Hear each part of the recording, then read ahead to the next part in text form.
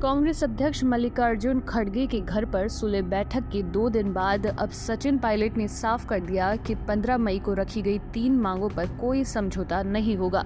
Pilot ने सरकार को फिर अल्टीमेटम याद दिलाया है।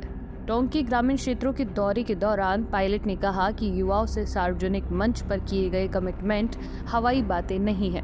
तीनों मांगों पर कोई समझौता नहीं होगा। पायलट ने कहा, परसों मैंने इन बातों को दिल्ली में रखा था, सब इस बातों को जानते हैं। मैं कहना चाहता हूं कि मैंने जो मुद्दे उठाए थे, खासकर करप्शन के, उस पर कार्रवाई हो।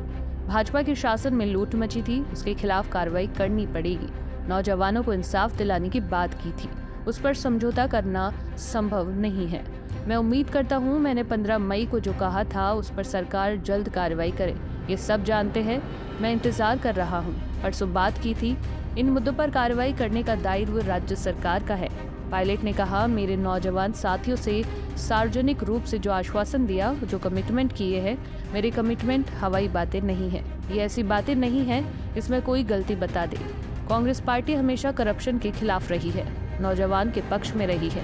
नौजवानों को न्याय दिलाना और भाजपा सरकार में जो करप्शन हुआ उसकी जांच करवाना अनिवार्य है, उस पर कोई कॉम्प्रोमाइज नहीं होगा। पायलट ने कहा, कांग्रेस पार्टी, कांग्रेस का शीर्ष नेतृत्व राहुल गांधी इस बात को कई बार दोहरा चुके हैं कि करप्शन को लेकर जीरो टॉलरेंस रहा है। हम किसी भी कीमत पर भ्रष्टाचार को स्वीकार नहीं कर सकते। कांग्रेस ही वह पार्टी है जिसने हमेशा नौजवानों को प्रोत्साहित किया है, राजनीति में आगे आने का मौका दिया है। नौजवानों के साथ अगर कहीं गलत होता है तो उनके साथ नाइंसाफी होती है, तो मैं समझता हूँ पार्टी इसके खिलाफ रही है। भ्रष्टाचार और नौजवानों के भविष्य, इन 2 मुद्दों पर किसी प्रकार का कोई समझौता करे या मैं समझौता करूं, ये संभव नहीं है। पायलट ने कहा, अभी 2 दिन पहले मेरी बात दिल्ली में हुई थी। कांग्रेस के शीर्ष नेतृत्व अध्यक्ष से जो मैंने मांगे रखी थी उसका पूरा संज्ञान पार्टी को भी है। दिल्ली में परसों मैंने बात की। मैंने 15 तारीख को एक सभा को संबोधित किया था। भाजपा के शासन में वसुंधरा राजे के कार्यकाल में जो जो करप्शन के मामले उठे थे, वे खुद अशोक गहलोत ने और मैंने उठाए थे। तमाम कांग्रेस नेताओं ने कई बार इन बातों को पब्लिक डोमेन में रखा था। उन पर प्रभावी जांच होनी चाहिए।